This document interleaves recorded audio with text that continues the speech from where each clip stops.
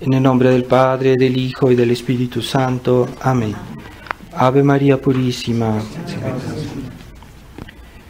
Estimados hermanos, estimados fieles, hemos oído en el Evangelio de hoy cómo nuestro Señor curó a este leproso y también escuchó al centurión con su criado que estaba enfermo. Y a los dos mostraron señal de fe, de confianza en nuestro Señor, y ese milagro instantáneo muestra que Dios es Dios, que Jesucristo es Dios y que en sí Él puede hacer todo lo que Él quisiera. Nada es imposible a Dios, pero también pone una condición: que tengamos fe en Él, que tengamos confianza en Él. Y esa fe y esa confianza son el inicio de la vida cristiana. De toda la vida cristiana está fundada en la fe. Y mientras una persona no crea, también Dios en cierta medida no la ayuda, o no la bendice, no la cura, o no le da sus beneficios. Entonces debemos tener fe en Dios, en su palabra. Así como decía el centurión: di una palabra y mi siervo será sano. Entonces está creyendo en la palabra de Dios, porque Jesucristo era Dios. Y esta palabra de Jesucristo tiene la diferencia que hace con las palabras de las demás personas, de cualquier persona del mundo, de la historia, es que Él es Dios y ningún otro hombre es Dios. Y aquellos que hicieron grandes obras, incluso para la salvación de las almas, pero su palabra de ellos se fundamenta en la palabra de Dios, en la palabra de Jesucristo, en la palabra de la palabra de Dios, de la Biblia, de la revelación, porque esta palabra es de Dios. Y ahí la diferencia, ¿verdad? ¿Qué diferencia hay entre la palabra de un hombre y una palabra de Dios? Entonces es importante tener esta fe, porque si vemos a Jesús como un hombre cualquiera, entonces ya no creemos que Él sea Dios, o estamos disminuyendo la importancia de su divinidad. Y reducir la palabra de Dios a una palabra humana, pues es un gran error. Y eso atrae, por un lado, que Dios no nos ayude. Como él mismo lo dice, hágase como tú has creído. Pues si tú crees que yo soy Dios, pues todo es posible a aquel que cree, ¿verdad? Entonces debemos tener confianza en Jesús porque es Dios. Entonces hoy la palabra de Dios se ha banalizado, se ha hecho como una opinión entre tantas, y ya incluso se la trata como si fuera una especie de leyenda, de fábula, o de algo que si tú quieres creer, puedes creer en eso, si es tu opinión. Además, se habla de tener respeto a la opinión de esas personas que no creen en la palabra de Dios. Entonces no se puede tener respeto a algo que está en error, que está desviado. No podemos tener respeto. Podemos tener respeto por la persona y tener una consideración por la persona, pero a ese pensamiento, a esa opinión que está en contradicción con la palabra de Dios, pues no podemos tener respeto, porque no es digna de respeto. porque cuando Dios habla, su palabra es segura, su palabra es más que todas las opiniones de todos los hombres juntos de la tierra, porque la criatura, si se compara a Dios, pues no es nada. Dios es infinito, Dios infinitamente bueno, infinitamente perfecto, infinitamente veraz, que si Dios se pudiera equivocar en lo más mínimo, no sería Dios. Entonces, cuando tenemos el testimonio de Dios, no hay que buscar en otro lado, ya sabemos que es seguro, y esa es nuestra confianza. Ciertamente hay palabras de Dios que no las entendemos bien, pero es otro problema. Pero fundamentalmente creemos que lo que Dios dice es verdad, aunque a veces no vemos cómo se aplica su verdad en nuestra vida. A veces puede haber momentos en que no entendemos por qué Dios dijo esto, o por qué Dios no me ayuda o en algo, pero en fin, es una manera de interpretar la palabra de Dios que a veces no es fácil de entender, no es fácil de explicar, pero fundamentalmente es verdadera, es la palabra de Dios. Así como un niño que su papá le explica algo y él no lo entiende, pero sabe que su papá le pide cosas buenas o es para su bien, y el niño le tiene confianza a su papá aunque no entienda. Así nosotros a veces no entendemos algunas cosas de nuestra religión, puede pasar, y debemos a pesar de todo decir, no, pues yo opto por lo que dice Dios, no por lo que digan tal persona o tal político, o tal vez en la escuela un profesor o un científico que contradicen la ley de Dios. Ahí no hay discusión posible, no hay que discutir con personas que ponen en duda la palabra de Dios. De lo que hoy llaman el diálogo en la Iglesia Católica nunca ha existido el diálogo. Puede haber una cierta digamos relación con las personas, una cierta podemos conversar con alguien que está en el error, podemos ser buenos con él, en ese sentido es posible, pero que yo ponga a paridad la palabra de Dios y lo que opina la gente, pues eso no es posible. Y eso es el diálogo, ¿no? El diálogo es ponernos todos iguales, todos somos iguales, cada quien tiene su opinión, todas las opiniones son respetables, todas las opiniones, no hay que imponerle a nadie la propia opinión. Entonces no hay verdad, no hay algo absoluto, nunca, y es el caos en la mente y el caos en la vida, en los actos. Porque como los actos humanos todos dependen de nuestra inteligencia, de lo que pensamos, de lo que sabemos, entonces si lo que pensamos está mal, pues toda nuestra vida será desordenada.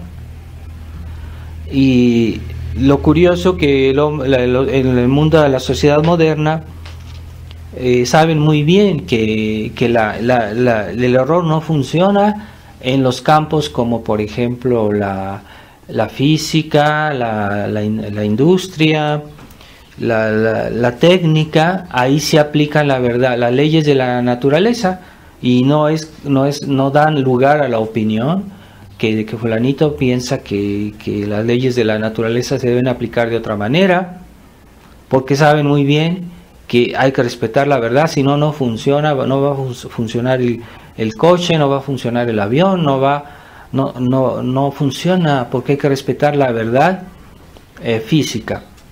Y ahí sí lo entienden, ¿verdad? Pero cuando se trata de verdades de orden moral, ahí se permiten de decir cualquier barbaridad, porque a veces no se puede ver inmediatamente los efectos de tal principio, de tal idea, no se ve enseguida el efecto, y por eso se permiten hacer cosas completamente absurdas. También en el campo de la literatura o del arte, o pues sí, de la religión, ¿verdad? Entonces hoy las personas dicen cualquier cosa, pero lo que nos salva a nosotros católicos, nuestra fuerza, está en la palabra de Dios, en la enseñanza de Dios, y toda la vida cristiana está fundamentada en la enseñanza de Dios, en la revelación que está contenida en la Biblia, pero no solo en la Biblia, sino también en la tradición oral de la Iglesia. Hay muchas cosas que Dios dijo que no están escritas en el Evangelio, que no están, pero forman parte de lo que se llama la revelación, o sea, la enseñanza de Dios. Entonces nosotros debemos tener esta, digamos, es una ventaja que tenemos aquellos que creemos, que tenemos la fe en la verdadera, en Dios, en su verdadera iglesia, la única, que estamos fundamentados en nuestros actos. Y estos actos tienen, como están realmente fundamentados en Dios, en la palabra de Dios, pues tienen un futuro, un verdadero futuro en esta vida y en la otra. Mientras que aquellos que construyen su vida sobre la arena, porque es así, construir la vida sobre malos principios morales, malos principios intelectuales, entonces esa casa se va a desplomar, o ya está desplomada, porque esas personas viven en el pecado, están en un estado de pecado mortal, porque están adhiriendo al error de una manera consciente. Entonces ya su alma ya está destruida, aunque no se note, aunque exteriormente en este mundo, en esta vida, nosotros vemos los cuerpos, vemos las personas, pero no vemos su alma. Pero esa realidad moral, espiritual existe, y llegará el día en que Dios mostrará a las personas como son, es su alma, e incluso los cuerpos, en los cuerpos se verá el estado moral de su alma. Por eso los pecadores, cuando al final del mundo, cuando resuciten, serán como demonios vivientes, y los justos serán como ángeles, semejantes a Dios. ¿Por qué? Porque siguieron la fe, porque siguieron la palabra de Dios, que es fundamento también de la esperanza y la caridad. ¿Cómo se puede amar algo cuando uno está en el error? Es amar un espejismo, es amar algo que no existe. Entonces no se puede fundamentar ningún amor si no se fundamenta en la verdad divina. A ver, podemos amar cosas que son naturales, pero no es una ilusión querer amar las criaturas sin amar al que las hizo, sin amar el fin por el cual Dios las hizo. Entonces es una ilusión, porque Dios no nos hizo solo para esta vida.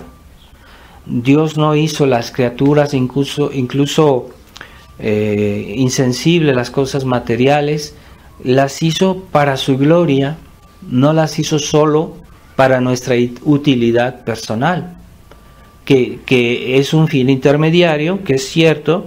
Dios las hizo para nuestro bien humano, pero es un fin intermediario. El último fin, el verdadero fin, es la gloria de Dios.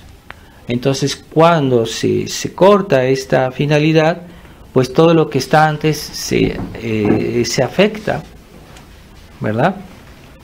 Se vuelve inútil, se vuelve, ¿verdad? Entonces, es como alguien que toma un camión, un autobús para ir a otra ciudad, y pues tiene que pagar, tiene que tomar los medios, tiene que tomar tal vez sus maletas, sus cosas, pero finalmente este autobús llega, no se va a esa ciudad, se va a otra. Entonces es un error, una pérdida de tiempo. Entonces todo lo que hizo antes era inútil, el dinero que gastó, todo eso no sirvió de nada, fue un desperdicio, fue completamente un error. Entonces es así la vida del hombre. Si nosotros perdemos de vista el fin último, todo lo demás es un error, estamos perdiendo el tiempo. Así que hay personas que consideran que no pierden el tiempo porque están haciendo mucho dinero o porque tienen una felicidad temporal, porque tienen salud y creen que están bien así. Pero nosotros estamos en un viaje al cielo porque Dios hizo todo para eso. Todo el mundo está aquí, todos los hombres que estamos en esta vida estamos para ir al cielo. Estamos en un tiempo que Dios nos destinó para ganar nuestra salvación. Y si salimos de ese contexto, de ese fin último, estamos perdiendo el tiempo.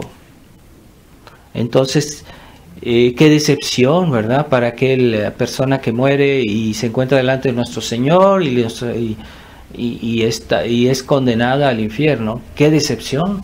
Él pensaba que toda su vida estaba correcta, que toda su vida era un éxito, porque hacía lo que le gustaba, porque tenía un éxito humano, pero fuera del fin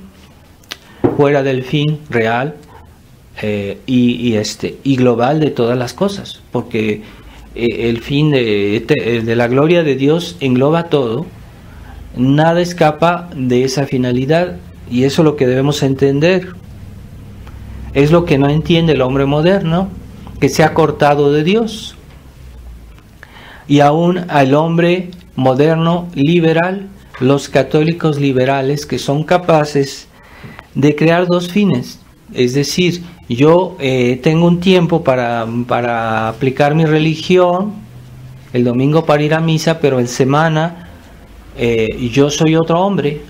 O sea, yo soy un hombre para la sociedad moderna, o incluso son capaces de hacer actos, por ejemplo, una política que no es católica, pero hacen una separación de la vida, una división, como si esto fuera posible, ¿verdad? O alguien que el domingo va a misa y después en su vida no corresponde a esas convicciones.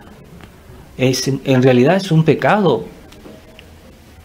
Y el liberal, el que tiene, no digo tanto las ideas liberales, sino el espíritu liberal, es una persona incoherente, que vive en la incoherencia. Es una incoherencia práctica, pero en el fondo eso indica que las ideas no están claras respecto a Dios, respecto a la verdad de Dios, a nuestras convicciones católicas.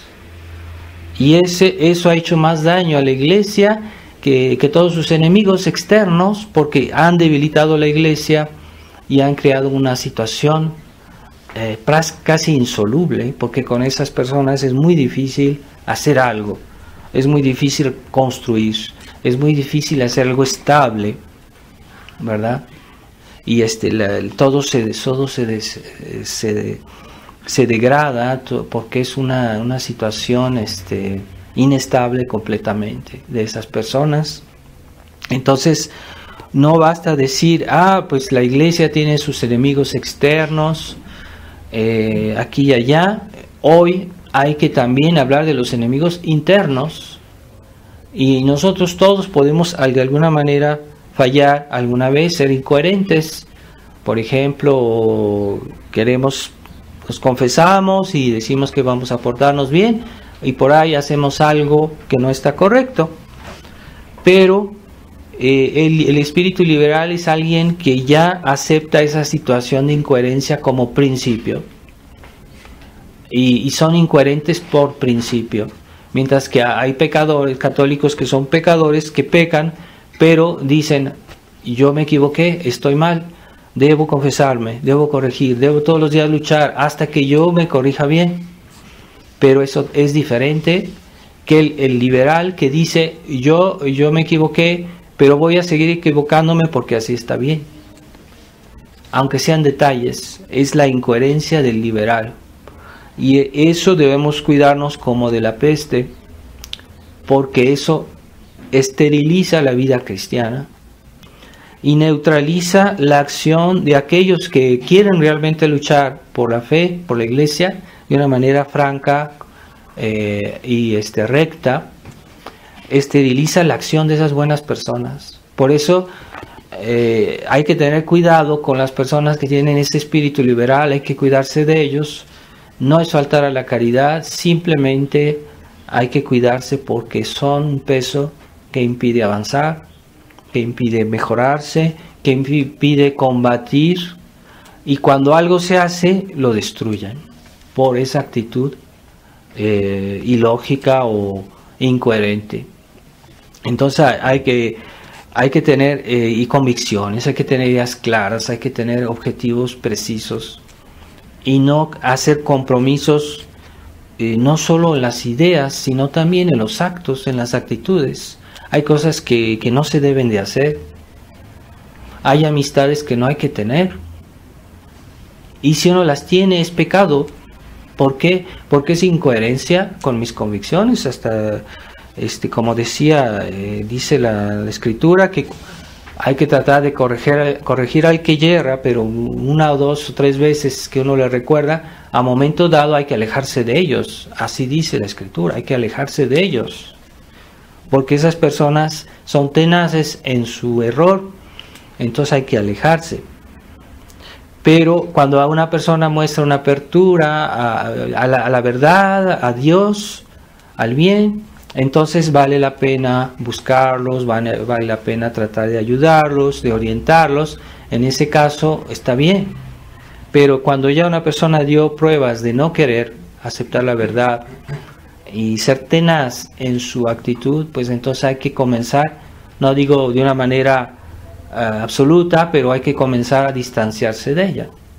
Y ya llega el momento en que uno tiene que cortar tal vez con esa persona, porque es una persona que no quiere la verdad y que nos puede afectar a nosotros por su actitud, porque ese estado de alma se contagia, y entonces hay que evitar ciertos tipos de personas que son tenaces en el error, en el mal. Y es el principio de evitar las malas compañías. Entonces, no se puede colaborar con personas que están francamente en el error, o que están francamente en una religión falsa, y que no se puede colaborar. La Iglesia siempre ha desaconsejado esas cosas. O ya en tiempos era muy difícil que la Iglesia apoyara que hubiera alianzas, por ejemplo, entre católicos y protestantes. Pero hoy a la gente le parece normal, incluso a los católicos. Ya se mezcla todo, pero eso es a nivel de los actos, ¿verdad?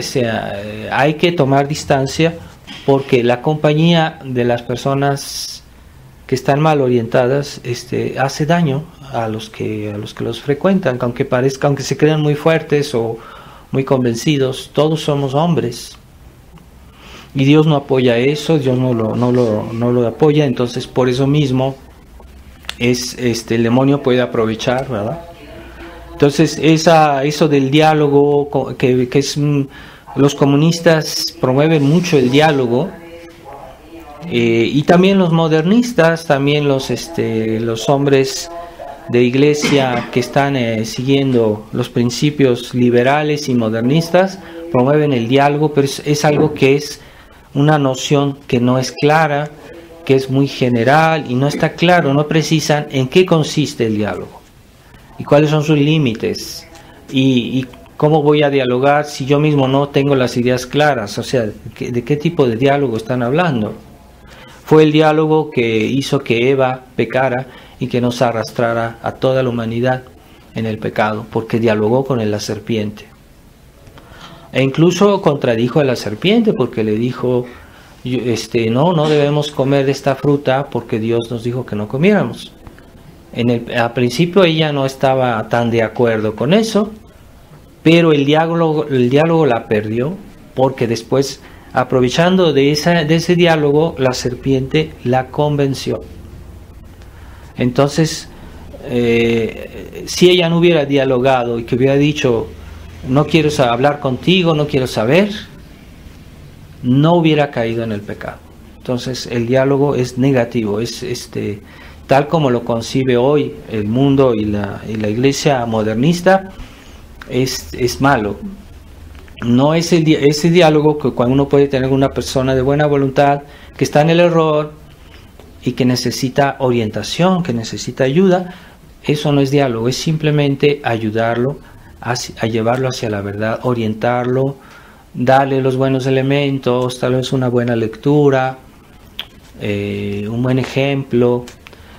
Todo eso le va a hacer bien, claro que sí.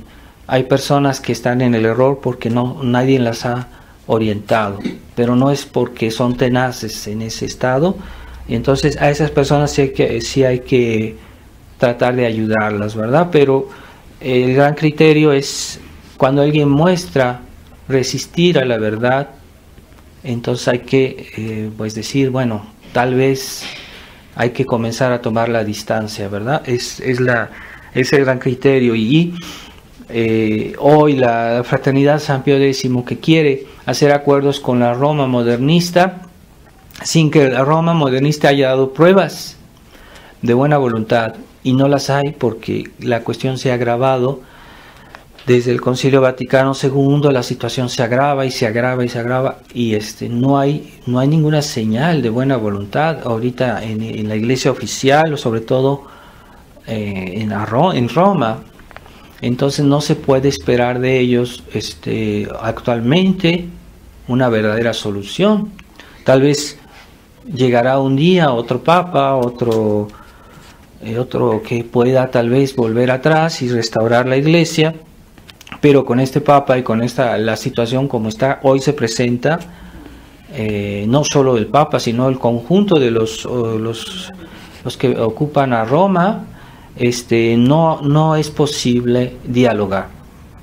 Así que nosotros, sin ánimos de caer en el sedevacantismo o en el cisma, no podemos colaborar con esa situación, y debemos tomar nuestra distancia, porque es lo que perdió a tantos católicos que se hicieron liberales, o que incluso perdieron la fe por ese falso concepto del diálogo. Entonces, fundamentemos nuestro pensamiento, nuestra vida en la palabra de Dios, en la iglesia de Dios, como Dios la fundó, como Dios la hizo, no como hoy la han deformado, porque ya es otra iglesia. La iglesia conciliar, esa nunca en la historia se habló de la iglesia conciliar. La iglesia conciliar existe desde el Concilio Vaticano II, es otra cosa, no es la iglesia católica de 2000 años, y de hecho hay contradicciones evidentes entre esas dos iglesias, y nosotros adherimos a la iglesia católica tal como Jesús la fundó, y como es real y que sigue existiendo, que no puede ser destruida. Aunque hoy la iglesia conciliar está ocupando los puestos de la iglesia católica, los está usurpando este Papa Francisco, que es modernista, que cada día dice cosas más graves. Es increíble las declaraciones que hace. Entonces está destruyendo la fe de la gente, del pueblo cristiano, la está destruyendo, está llevando el pueblo católico a la apostasía, y es algo dramático, ¿verdad? Pero no podemos colaborar con él. Nosotros, aunque reconozcamos que es el Papa, no podemos de ninguna manera colaborar con eso, y tenemos que tomar una cierta distancia, que no es una ruptura, porque no somos cismáticos, pero una cierta distancia sí, hasta que venga un Papa como Dios manda. Dios prometió que su iglesia no será destruida, y nosotros creemos en su palabra. Simplemente Yo no sé cómo va a pasar eso, pero Dios lo dijo, así que yo confío en la palabra de Dios, sin más. Entonces, la palabra de Dios es segura y vendrá un día en que la iglesia volverá a ser restaurada. La Virgen en Fátima dijo, al final mi corazón inmaculado triunfará. Quiere decir que habrá un periodo que la iglesia sea restaurada, un periodo de prosperidad espiritual y que vendrá que esa crisis que vivimos, que es tan generalizada, que es una cosa impresionante, pues será superada y tenemos confianza en eso.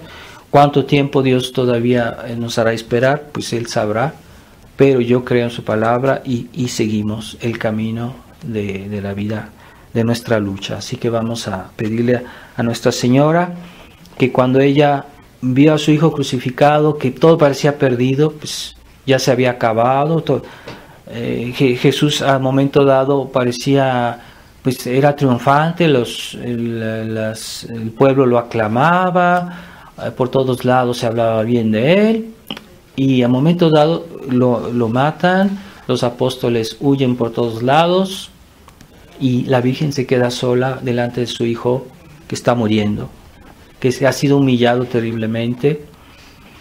Pues era para perder la fe, para desanimarse, y no es así. La Virgen no dudó, la Virgen dolorosa sufrió, pero no dudó. Como dice el Papa Francisco, últimamente ha dicho algo, que la Virgen se desanimó, que la Virgen dudó. Eso es falso. No, la Virgen no dudó un instante. Y por eso ella es el gran bastión de la fe, la Virgen María. Debemos referirnos mucho a la Virgen en nuestra época para que no dudemos y que sigamos, en cierta manera la representemos a ella en esta pasión de la Iglesia, en que la que todos dudan, pero nosotros no, que representemos a la Virgen María en nuestra pequeña dimensión. Y es lo que pedimos a Nuestra Señora, que nos dé un corazón entero en la adhesión a la verdad de Dios. Su corazón inmaculado es el ejemplo. Ave María Purísima.